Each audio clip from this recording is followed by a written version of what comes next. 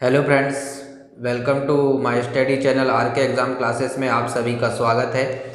और जो हमारा सेशन चल रहा है कक्षा 12वीं से फिज़िक्स के लिए, फिज़िक्स टॉपिक से हमने उठाया था कक्षा 12th की बुक से हमारा वैद्युत आवेश तथा क्षेत्र।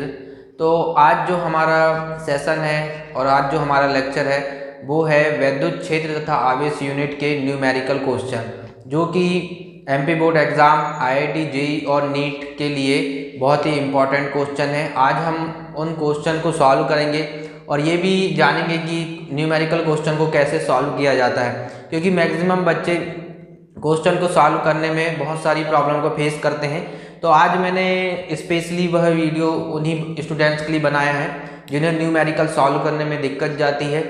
तो हम कुछ क्वेश्चन लेंगे वैद्युत आवेश तथा क्षेत्र चैप्टर से, जिसमें हम क्वेश्चन को कैसे सॉल्व किया जाता है, किस तरीके से न्यूमेरिकल क्वेश्चन को हल करना है, उसको हम जानेंगे। आपको मेरे वीडियो में सॉल्व के पहले एक इमेज दिखाई देगी, इमेज आपके स्क्रीन पर डिस्प्ले होगी। तो उस इमेज में क्वेश्चन के सॉल्व के पहले आपको क्वेश्चन दिखाई देगा, तो आप वीडियो को पॉज करके क्वेश्चन को बहुत ही बारीकी से और अच्छी तरीके से पढ़ लीजिएगा कि क्या क्या उसमें दिया है, कौन सी यूनिट किस फॉर्म में दी है, किस पद्धति में दी है, क्या क्या मात्रक दिए हैं। इन सबको आप एक बार अच्छे से क्वेश्चन को पढ़ लीजिएगा, उसके बाद सॉल्व को देखिएगा, ठीक है। तो आगे हम स्टार्ट करते हैं। तो मैंने कुछ क्वेश्चन छाटा है जो कि एग्ज़ाम में पूछे जाते हैं, तो आज हम उन क्वेश्चन को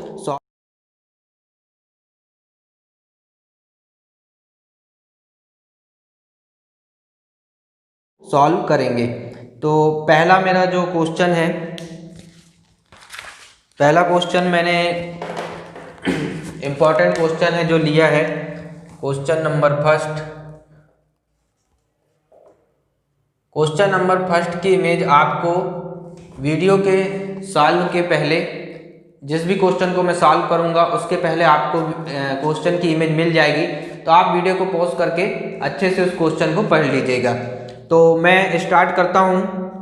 पहला क्वेश्चन है हमारा कि किसी बंद पृष्ठ में प्रवेशित तथा निर्गत विद्युत फ्लक्स 2 × 10⁻³ वोल्ट मीटर तथा 8 × 10⁻³ वोल्ट मीटर हो, तो उस बंद पृष्ठ द्वारा परिबद्ध आवेश का मान होगा। तो हम इस क्वेश्चन में पहले सॉल्व करने के लिए पहले हम ये देख लेते हैं कि हमें दिया क्या है। तो दिया है इस प्रकार से, आप पहले लिख लीजिएगा। दिया है किसी बंद पृष्ठ में प्रवेशित तथा निर्गत विद्युत फ्लक्स। विद्युत फ्लक्स को हम कैसे रिप्रेजेंट करते हैं? फाई से। ये होता है इसका प्रतीक। तो φ1 = कितना दिया है हमारे पास? प्रवेशित 2 × हम प्रवेशित को φ1 मान लेते हैं, 10⁻³ यूनिट दी है हमारी वोल्ट मीटर। दूसरा जो हमारा फ्लक्स दिया है φ2 जो निर्गत हो रहा है, उसकी जो हमें वैल्यू दी है 8 × 10⁻³ वोल्ट मीटर। दोनों यूनिट सेम दी है। इसके बाद हमें ज्ञात करना है उस बंद पृष्ठ द्वारा परिबद्ध आवेश का मान क्या होगा। तो हमें Q की वैल्यू, Q से प्रेजेंट करते हैं आवेश को, तो Q की वैल्यू हमें क्या करना है? ज्ञात करना है। तो हमने पढ़ा है गॉस का प्रमेय। इसके पहले जो मैंने सेशन बनाया था वीडियो में, उसमें मैंने पढ़ाया था आपको गॉस का प्रमेय and how to solve numerical question. तो आप इस सेशन के पहले या इस पार्ट के पहले आप क्या कीजिएगा कि मेरा जो हाउ टू सॉल्व न्यूमेरिकल करके जो मैंने एक लेक्चर बनाया है, उसको आप अच्छे से लर्न कर लीजिएगा, ताकि आपको न्यूमेरिकल सॉल्व करने में और भी आसानी हो। तो सबसे पहले हम क्या करते हैं कि हम जानते हैं कि φ क्या होता है गॉस की प्रमेय से? Q/ε0। Q/ε0 ये कहाँ से आया? गॉस की प्रमेय। गॉस ने कथन दिया था और अपना फॉर्मूला जो सूत्र था उसका यही है कि φ क्या होता है? Q/ε0। अब क्या है हमारे पास? 2 फाई है, प्रवेशित तथा निर्गत। तो हम क्या करेंगे, जिसकी वैल्यू ज़्यादा है उसमें से माइनस कर देंगे कम वैल्यू वाले फाई को। तो फाई निकाल लेते हैं हम। टोटल कुल विद्युत फ्लक्स बराबर हो जाएगा φ2 माइनस φ1। वैल्यू पुट करेंगे तो φ2 की वैल्यू कितना है 8 × 10³ माइनस 2 × 10³ 8 में से 2 गए कितना बचेगा 6, 10³ कॉमन आ जाएगा। तो इस प्रकार से हमारे पास निकल के आ गया फाई की वैल्यू कितनी आ गई 6 × 10³ वोल्ट मीटर। अब जो विद्युत क्षेत्र निर्वात या वायु में, ठीक है, ये एप्सिलॉन नॉट क्या कहलाता है, निर्वात या वायु में विद्युतशीलता। तो विद्युतशीलता जो एप्सिलॉन नॉट है इसकी वैल्यू कितनी होती है, एप्सिलॉन नॉट की वैल्यू होती है 8.85, यहाँ साइड में लिख दे रहे हैं एप्सिलॉन नॉट। ये क्या कहलाता है, निर्वात या वायु में पदार्थ की विद्युतशीलता। तो एप्सिलॉन नॉट का जो मान होता है वो होता है 8.85 × 10⁻12। मैंने आपसे कहा है कि आपको कुछ वैल्यू जैसे याद रखना पड़ेगा। आज जैसे के की वैल्यू हम जानते हैं कितना होता है परावैद्युतांक की 9 × 10⁹। ऐसी एप्सिलॉन नॉट की वैल्यू आपको ये सब जैसे गुरुत्वीय त्वरण 9.8 मीटर प्रति सेकंड स्क्वायर। इस प्रकार से आपको क्या करना है, कुछ वैल्यू याद करनी पड़ेगी जो आपको न्यूमेरिकल में हर समय काम में आएगी। जब आप न्यूमेरिकल को सॉल्व करेंगे तो आपको ये वैल्यू क्या होगी, काम में आएगी। तो आपको कुछ इम्पॉर्टेंट वैल्यू है जिनके मान आपको याद कर लेना है ताकि हमें न्यूमेरिकल सॉल्व करने में किसी प्रकार की कोई परेशानी ना आए। तो आगे हम सॉल्व करते हैं। अब इस फॉर्मूले पे हम वैल्यू पुट करेंगे। पुट करते हैं वैल्यू। फाई की वैल्यू कितनी आई 6 × 10⁻³ इक्वल टू क्यू तो हमें निकालना है। एप्सिलॉन नॉट की वैल्यू हमारे पास है 8.85 × 10⁻12। ये वैल्यू साइंटिस्ट द्वारा क्या कहना चाहिए, कांस्टेंट कर दी गई है कि एप्सिलॉन नॉट की वैल्यू कितनी होगी वायु निर्वात में 8.85 × 10⁻12। तो हमने वैल्यू सीधे पुट कर दिया है। अब Q की वैल्यू निकाल लेते हैं। यहाँ पे इसका पक्षांतर करेंगे तो हो जाएगा हमारे पास 6 × 10⁻³ गुणित 8.85 × 10⁻12 Q। अब देखिए यहाँ से क्या कॉमन दिख रहा है 10⁻12 और 10⁻³ तो आधार समान है तो घाते कैसे होंगे, जुड़ जाएंगे।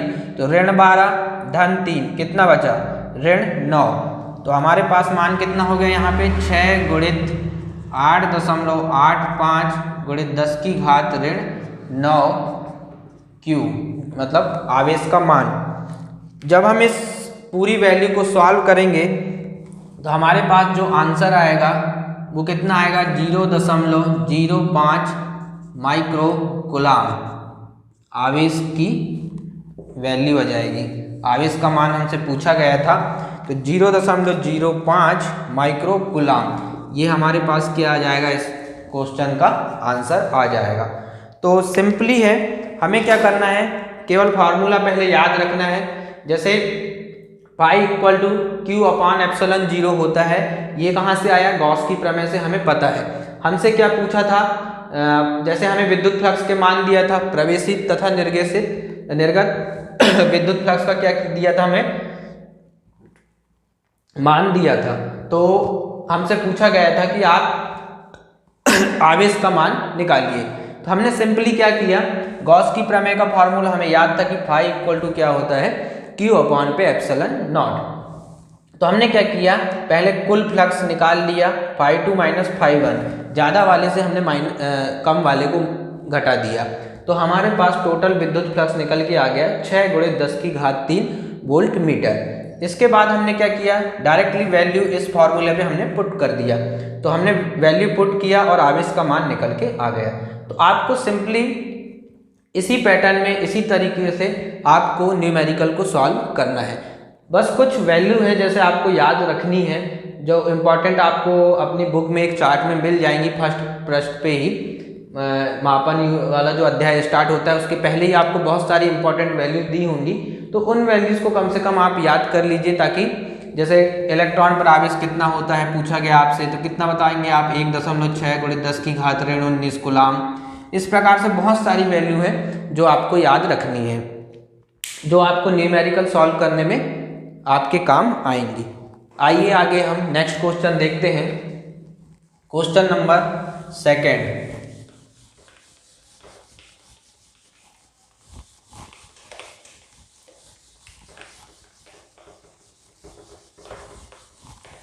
क्वेश्चन की इमेज आपको सॉल्व के पहले, जिस भी क्वेश्चन को हम सॉल्व करेंगे उसके पहले आपको क्वेश्चन की इमेज मिल जाएगी। उस इमेज को आपको सबसे पहले अपने वीडियो को वॉच करते टाइम वीडियो पॉज करना है और क्वेश्चन को पहले ध्यानपूर्वक पढ़ लेना है ताकि आपको उसका सॉल्व अच्छे से समझ में आए। नेक्स्ट क्वेश्चन जो क्वेश्चन नंबर 2 है,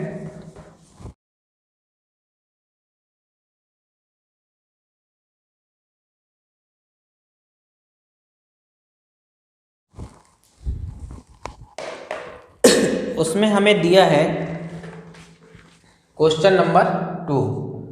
क्वेश्चन क्या है, एक आवेश जो एक विद्युत द्विध्रुव से किसी दूरी पर अक्षीय स्थिति में विद्युत बल F अनुभव करता है, यदि आवेश की दूरी 2 गुनी कर दी जाए तो आवेश पर कार्यरत बल होगा। एक आवेश जो एक विद्युत द्विध्रुव से किसी दूरी पर अक्षीय स्थिति में विद्युत बल F अनुभव करता है। हमने क्या पढ़ा था, विद्युत द्विध्रुव पर बल F इक्वल टू हमने क्या पढ़ा था, QE। F इक्वल टू क्या होता है, QE, ये हमने पढ़ चुका है। तो हमसे बोल रहा है अक्षीय स्थिति पर, अक्षीय स्थिति पर बोल रहा है, तो हमने यहाँ पे F को क्या लिख लिया, अक्षीय लिख लिया। तो F अक्षीय, ये कितना हो गया QE, E भी कैसा लिख लिया हमने, अक्षीय ले लिया, क्योंकि विद्युत क्षेत्र की तीव्रता 2 परिस्थितियों में निकाली जाती है। हमने अपने सेशन में पढ़ा है, एक अक्षीय स्थिति में और दूसरी निरक्षीय स्थिति में। तो E अक्षीय का मान जो होगा वो कितना होता है, विद्युत क्षेत्र की तीव्रता का मान कितना होता है, क्या पढ़ा था हमने, 2P/r3, ये निकल के आता था। P की जगह पे हम क्या रख सकते हैं, QLR। P इक्वल टू क्या होता है, द्विध्रुव आघूर्ण का फार्मूला क्या होता है, Q × 2L। तो ये क्या हो जाएगा, P इक्वल टू, इसको हम लिखना चाहें तो ऐसे लिख सकते हैं 2QL। ओके,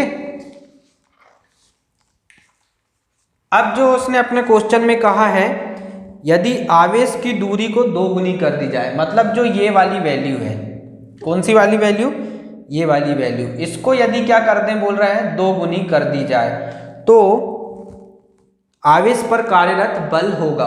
हमने पढ़ा है कि जो F होता है और E होता है, ये कैसे होते हैं, इक्वल टू होता है। एक प्रकार का विद्युत क्षेत्र की तीव्रता क्या होता है, बल ही होता है। तो यदि हम इसको ऐसा लिख लें, E अक्षीय इक्वल टू 2P, इस दूरी को कैसा कर रहा है, वो 2 गुना कर रहा है। इस दूरी को कैसा कर रहा है, वो 2 गुना कर रहा है। अगर हम इस वैल्यू को अभी ना लिखें और सीधे हम यहाँ पे लिख दें 1/2R3, तो ये हमारा कितना हो जाएगा, 2 की घात 3 मतलब कितना हो गया, 8R हो गया। तो E अक्षीय हमारे पास कितना आ गया, 1/8R। तो हमारी जो वैल्यू निकल के आएगी, यदि हम यहाँ पे देखें तो कितना आ रहा है, E इक्वल टू 1/8 आ रहा है। तो हमारा जो बल का मान होगा वो कैसा होगा, F/8 हो जाएगा। कैसा होगा, F/8 हो जाएगा, क्योंकि जब हम E यहाँ पे रखेंगे मान को, ठीक है, तो हमारी वैल्यू क्या हो जाएगी, F/8 हो जाएगी। यदि दूरी को कैसा कर दें, हम 2 गुना कर दें।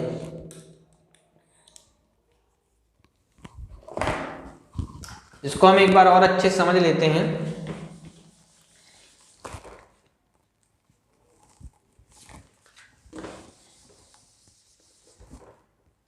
यदि हम इसको दूसरे तरीके से सॉल्व करें, हम F1 F2 मान लें तो उससे क्या थोड़ा अच्छे से क्लियर हो जाएगा। तो हम उसको ऐसे देख लेते हैं एक बार अच्छे से। और देखिए क्या करते हैं हम, F अक्षीय जो है हमारा वो होता है, हमें पता है कि बल की वैल्यू कितनी होती है, विद्युत क्षेत्र में F equal to Q E. E जो होता है हमारा विद्युत क्षेत्र की तीव्रता कहलाती है।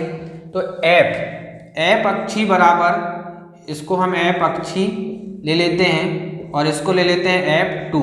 तो हमने क्या पढ़ा था कि जो R है उसको हम कैसा कर रहे हैं, 2R कर रहे हैं।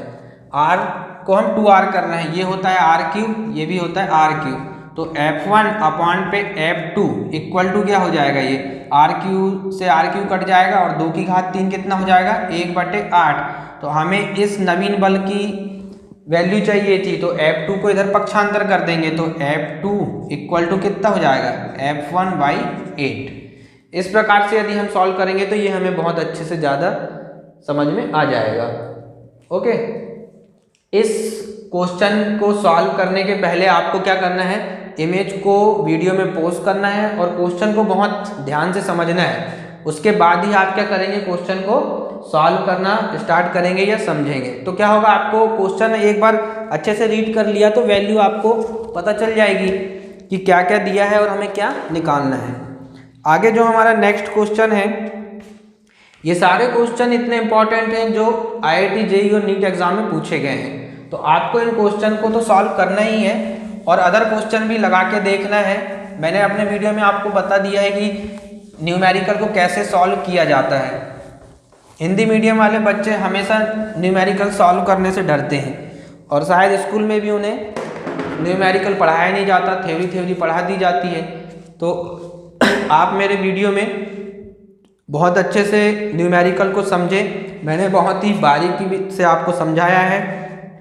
अब हम नेक्स्ट क्वेश्चन लेते हैं, क्वेश्चन नंबर थर्ड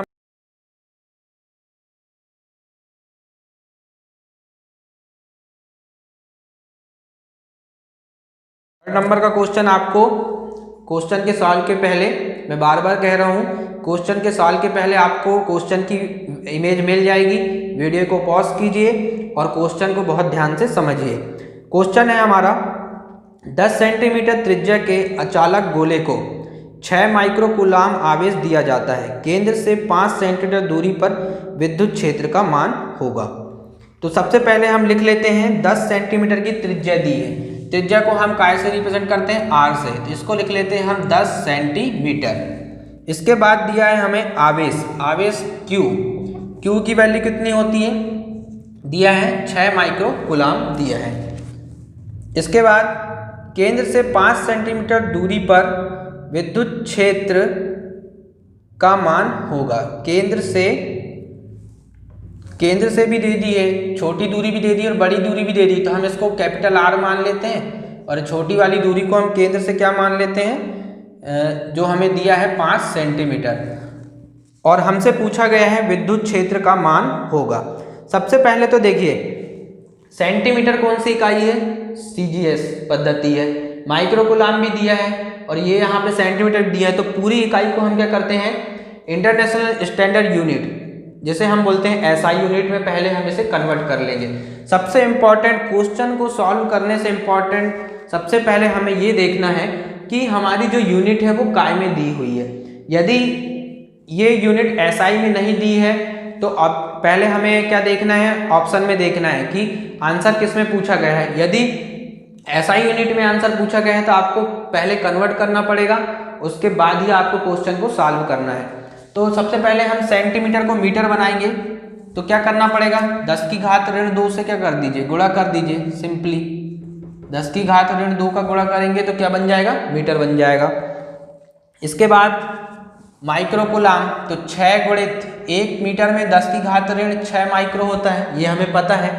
तो ये भी जो कन्वर्टेड इकाई है, आपको ये भी याद रखना है कि 1 एंगस्ट्रॉम में कितना होता है, 1 माइक्रो में कितना होता है। जैसे 1 एंगस्ट्रॉम में कितना होता है मीटर, तो 10 की घात ऋण 10 मीटर होता है। 1 माइक्रो में कितना होता है, तो 10 की घात ऋण 6 मीटर होता है। 1 फर्मी में कितना होता है, तो 10 की घात ऋण 15 मीटर होता है। 1 नैनोमीटर में कितना होता है, 10 की घात ऋण 9 मीटर होता है। तो ये जितनी भी कन्वर्टेड इकाइयाँ हैं, जब तक आप इनको याद नहीं करेंगे आप न्यूमेरिकल को सॉल्व नहीं कर पाएंगे। यदि आपको न्यूमेरिकल को सॉल्व करना है और अपने ज़्यादा से ज़्यादा नंबर लाना है, आपको IIT JEE नीट एग्ज़ाम में या GNT के एग्ज़ाम होते हैं, तो उसमें आपको क्या करना पड़ेगा, इन कन्वर्टेड इकाई को याद करना ही पड़ेगा। तो देखते हैं हम 5 सेंटीमीटर को करेंगे तो कितना हो जाएगा, 5 गुणे 10 की घात ऋण 2। तो ये सब क्या बन जाएंगे, अब मीटर में बन जाएगा, ये गुलाम हो जाएगा हमारा और ये हो जाएगा मीटर। तो ऐसा यूनिट में पहले हमें क्वेश्चन में देखना है कि पहले तो आपको ये चेक करना है कि ऑप्शन किस यूनिट में पूछा गया है, उस हिसाब से आपको चेक करना है। अब इस क्वेश्चन को हम सॉल्व करेंगे। तो हमने अपने सेशन में पढ़ा है निरक्षीय स्थिति में इक्वल टू क्या होता है, KQR अपॉन पे RQ। ये हमने फार्मूला पढ़ा है। अक्षीय स्थिति में होता तो यहाँ पे क्या आ जाता, 2 आ जाता, क्योंकि निरक्षीय स्थिति की विद्युत क्षेत्र की तीव्रता का अक्षीय स्थिति में विद्युत क्षेत्र की तीव्रता कैसा होता है, 2 गुना होता है। तो निरक्षीय स्थिति में है तो KQR अपॉन पे RQ। वैल्यू पुट करेंगे, K की वैल्यू हमें पता है कितनी होती है, K की वैल्यू कितनी होती है, अभी मैंने बताया था थोड़ी देर पहले ही कि K की वैल्यू होती है जिसको हम बोलते हैं परावैद्युतांक, जिसकी वैल्यू होती है 9 गुणे 10 की घात 9। इसे इस वैल्यू में लिखा जाता है। तो K की वैल्यू हम पुट करते हैं 9 गुणे 10 की घात 9। ये जो आवेश है, आवेश की वैल्यू हमने निकाल लिया है 6 गुणे 10 की घात ऋण 6। स्मॉल r कितना हो जाएगा, 5 गुणे 10 की घात ऋण 2 अपॉन पे RQ। RQ कितना है, 10 गुणे 10 की घात ऋण 2 पूरे की घात 3। इसको अब सॉल्व कर लेते हैं सिंपली। तो यहाँ पे देखिए सबसे पहले हम देख लेते हैं ऋण 6 और ऋण 2 कितना हो गया, ऋण 8 हो गया, और 9 में से 8 गया तो कितना बचेगा, ऋण 9 में से 8 गए तो कितना बचेगा, 1। तो यहाँ पे हो गया हमारा 9 गुणे 10 अपॉन पे ये कितना हो जाएगा, 10 की घात 3 इंटू 3 दूनी 6, 10 की घात ऋण 6। तो इस प्रकार से हम इसको सॉल्व करेंगे। तो अब जब हम इसे और आगे सॉल्व करेंगे तो कितना वैल्यू हो जाएगी, ये 6 तो हम भूल गए थे है ना, तो इसको हम लिख लेते हैं यहाँ पे 9 गुणित 6 गुणित, अब बचा कितना, ऋण 6 और ऋण 2 तो ऋण 8 हो गया, और 9 में से 8 चले जाएंगे तो कितना बचेगा, 9 और माइनस का 8, धन ऋण ऋण हो जाएगा तो 10 ही बचेगा यहाँ पे, ठीक है। तो आगे जब हम इस वैल्यू को पूरी सॉल्व करेंगे तो हमारे पास जो आंसर आएगा वो आएगा 27 गुणे 10 की घात 5 वोल्ट प्रति मीटर। तो इस प्रकार से ये क्वेश्चन कैसा हो जाएगा, सॉल्व हो जाएगा। अब देखिए न्यूमेरिकल को सॉल्व करने के लिए हमें किस चीज़ की आवश्यकता पड़ी, हमें आवश्यकता पड़ी फॉर्मूले की, और फॉर्मूला हमें याद था इसलिए हमने क्वेश्चन को कैसा कर लिया, जल्दी से सॉल्व कर लिया। तो आपको क्या करना है, सबसे पहले न्यूमेरिकल सॉल्व करने के लिए मैंने वीडियो भी बनाया है कि आप कैसे सॉल्व करें। तो आपको सबसे पहले सिंपली क्या करना है, किसी भी टॉपिक को आप पढ़ रहे हैं तो आपको क्या करना है, सबसे पहले कॉन्सेप्ट को क्लियर करना है। यदि आपने कॉन्सेप्ट क्लियर हो गया तो समझ लीजिएगा कि आपने उस एरिया को या उस क्षेत्र को आपने बहुत अच्छे से जान लिया। जैसे आपने कॉन्सेप्ट क्लियर किया, अब आप उसके फॉर्मूले को याद कर लीजिए कि उसमें जो भी फॉर्मूला आ रहे हैं उनको याद कर लीजिए, कुछ इकाई को याद कर लीजिए, कुछ कन्वर्टेड इकाइयाँ हैं उनके मान को याद कर लीजिए। तो सिंपली आप तभी क्या कर पाएंगे, किसी भी न्यूमेरिकल को सॉल्व कर पाएंगे। तो ये जो था हमारा क्वेश्चन नंबर 3। अब आगे देखते हैं हम हमारा क्वेश्चन नंबर 4। आपको न्यूमेरिकल सॉल्व करने के लिए सबसे पहले किसी भी कॉन्सेप्ट को अच्छे से पढ़ना बहुत जरूरी है।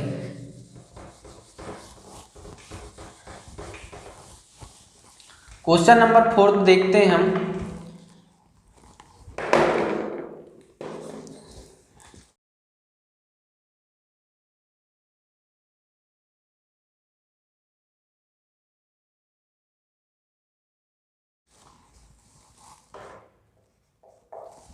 क्वेश्चन नंबर 4, इसमें दिया है आपको कि दो आवेशों के मध्य कूलाम आकर्षण बल x है। बल को क्या मान दे दिया है, x। जब उसके मध्य दूरी y है, यदि उनके मध्य दूरी 3y कर दी जाए तो कूलाम आकर्षण बल का नवीन मान होगा। अब बताइए मुझे, हमने अपने पिछले सेशन में पढ़ ही चुके हैं कि कूलाम का नियम क्या होता है।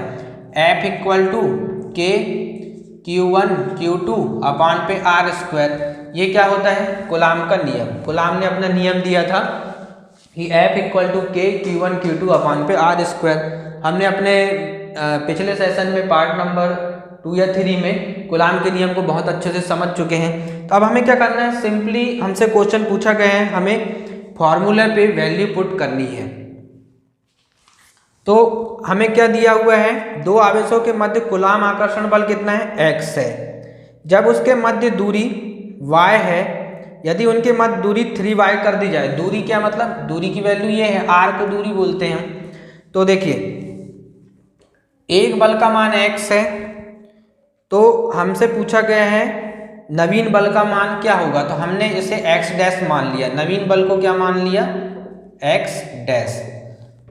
अब हमसे दूरी पूछा गया है, तो सिंपली क्या करेंगे, ये तो इसके कैसे हैं, आर स्क्वायर में है, और उसका मान कितना दिया है, हमें y दिया है। यहाँ पे क्या रखना है, y का स्क्वायर रखना है, r की जगह पे हमें क्या दिया गया है, y दिया गया है, तो हम इसको क्या रखेंगे, y का स्क्वायर। अब मुझे बताइए, जब f व्युत्क्रमानुपाती 1/r स्क्वायर है, तो क्या होगा, x की जो यहाँ पे जो मान आएगा, यदि हम इसको ऐसा लिख दें, मान लीजिए x बराबर कितना दिया है, 1/y, और उसको क्या कर रहा है, वो 3y कर रहा है, तो ये कितना हो गया, 1/3y का स्क्वायर, और ये भी स्क्वायर। जब ये पलट के क्या होगा, ऊपर चले जाएगा, तो ये हो जाएगा 3y स्क्वायर अपान पे y का स्क्वायर। तो y का स्क्वायर से ये y का स्क्वायर तो कट गया, और 3 की घात कितना हो गया, ये 9 हो गया। तो x डैश की वैल्यू जो यहाँ से निकल के आएगी, 9/1 हो गया, 3 का स्क्वायर 9, तो x डैश की जो वैल्यू निकल के आएगी वो कितनी होगी, x/9। तो यही हमारा क्या कहलाएगा, आंसर कहलाएगा। सिंपली हमें क्या करना है, इस क्वेश्चन में सबसे पहले फॉर्मूला लिखना है। लिखने के बाद हमें क्या देखना है, हमसे सिर्फ बल और दूरी की बात की गई है क्वेश्चन में, तो हमें इस पोर्शन को क्या करना है, छोड़ देना है। हमें इसके बारे में अब कोई मतलब नहीं है, क्योंकि हमें सिर्फ क्या पूछा गया है, बल और दूरी की बात की गई है। इस बल की और इस दूरी की बात की गई है, तो हमने क्या किया, हमें जो बल दिया था उसका मान कितना दिया था, x दिया था, नवीन बल का मान हमें निकालना था x डैश। तो हमने क्या किया, सिंपली वैल्यू पुट कर दिया, x की वैल्यू यहाँ पे कितनी है, 1/y स्क्वायर, r की जगह में कितना दे दिया है, y दे दिया है। फिर x डैश के लिए क्या लिखी है हमने, 1/3y का स्क्वायर, यहाँ पे कोष्टक रहेगा। जब ये पलटेगी संख्या तो क्या हो जाएगा, 3y स्क्वायर अपान पे y का स्क्वायर। तो y स्क्वायर से y स्क्वायर क्या होगा, कैंसिल हो जाएगा, 3 की घात 2 मतलब 9/1। जब पक्षांतर होगा तो x डैश बराबर क्या आ जाएगा, x/9। तो ये था हमारा क्वेश्चन नंबर 4। अब जो हमारा लास्ट क्वेश्चन है हम उसे देख लेते हैं, क्वेश्चन नंबर 5।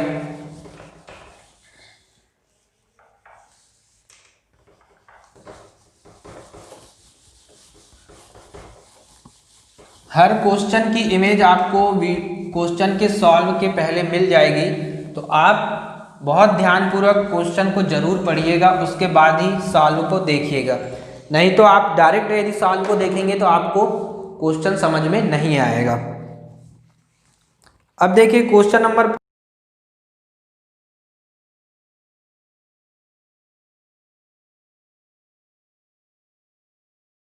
5 जो दिया है हमें,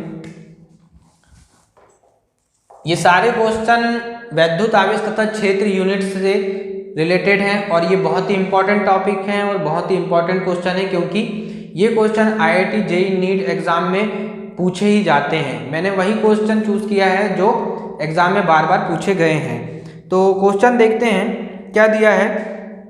एक वर्गाकार फ्रेम है, हम बना लेते हैं एक वर्गाकार फ्रेम।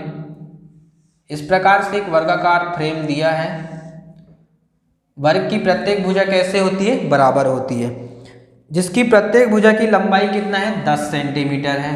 इस प्रकार 10 सेंटीमीटर दिया है, एकांक अभिलंब के साथ रखी है। अभिलंब मान लीजिए हमने ये दे दिया, अभिलंब ये कहलाएगा। एकांक अभिलंब के साथ रखी है। एकांक अभिलंब पर 20 वोल्ट प्रति मीटर तीव्रता के विद्युत क्षेत्र से 60 डिग्री का कोण बन रहा है। यहाँ पे क्या हो रहा है कि विद्युत क्षेत्र की तीव्रता का मान इक्वल टू कितना दिया है, 20 वोल्ट प्रति मीटर, और जो कोण बन रहा है उसकी वैल्यू कितनी दी है हमें, cos 60 इक्वल टू मान लीजिए 60 डिग्री कोण है, cos 60, cos थीटा बराबर मान लीजिए कितना दिया है, 60 डिग्री। फ्रेम के द्वारा परिबद्ध सतह से निर्गत विद्युत फ्लक्स का मान क्या होगा। हमने विद्युत फ्लक्स पहले भी पढ़ चुके हैं। क्या होता है विद्युत फ्लक्स, फाई इक्वल टू, विद्युत फ्लक्स का सूत्र क्या है, phi equal to E S cos theta.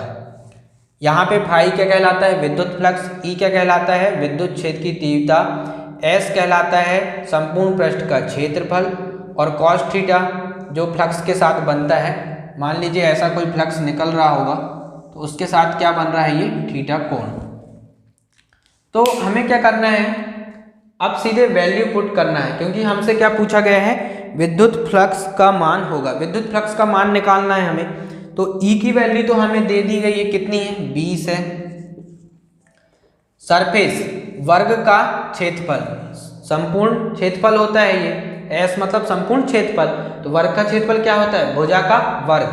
तो 10 गुणित ये क्या है में दिया है सेंटीमीटर में, यूनिट को कन्वर्ट करेंगे मीटर में ऐसा यूनिट बनाने के लिए, तो 10 गुणित 10 की घात ऋण 2 पूरे का स्क्वायर हो जाएगा ये। और कॉस थीटा तो कितना दिया है, कॉस 60, थीटा की वैल्यू कितनी दी है हमें, 60 डिग्री दी है। तो हमने मान रख दिया, 20 हो गया ये, 10 की घात 2 गुणित ये कितना हो जाएगा, 10 की घात 2 और 10 की घात ऋण 4, कॉस 60 की वैल्यू कितनी होती है, 1/2 होती है। तो यहाँ से हमने काट दिया 2 से, तो ये 10 बच गया। तो अब देखिए कितना हो जाएगा, 10 की घात 3 हो गया, ये वाला 10 और 10 की घात 2 मिलके कितना हो गया, 10 की घात 3 गुणित 10 की घात ऋण 4। तो ऋण 4 में से 3 गए तो कितना हो गया, ऋण 1। तो इसको हम कैसा लिख सकते हैं, 1/10 बराबर 0.1 वोल्ट मीटर। इस प्रकार हमारा फाई का मान निकल जाएगा, और ये हमारा क्या कहलाएगा, आंसर। तो कुल मिला के आपको क्या करना है, पहले जिस भी टॉपिक को आप पढ़ रहे हैं फिजिक्स में, चाहे 11th के स्टूडेंट हो चाहे 12th के स्टूडेंट हो, तो आपको क्या करना है, सबसे पहले उस टॉपिक में आपको एक हाइलाइटर लेके पढ़ना स्टार्ट करना है, अच्छे से लर्न करना है, कॉन्सेप्ट को क्लियर करना है। यदि कोई लाइन ऐसी आ रही हो जिसे आपको याद रखना है, या कोई फॉर्मूला ऐसा आ रहा हो, या कोई कन्वर्टेड इकाई ऐसी आ रही हो जिसे आपको याद रखना है, तो आप उसे क्या कीजिए, हाइलाइटर से हाईलाइट कर दीजिए, ताकि आप उसे जब भी नेक्स्ट टाइम पढ़ें तो वो आपको हाईलाइट हो जाए। उसके बाद आपको क्या करना है, फॉर्मूला को याद करना है, और फार्मूला याद आपको इस तरीके से, जब आप क्वेश्चन को सॉल्व करेंगे तो ईजिली आपको फार्मूले भी याद होने लगेंगे।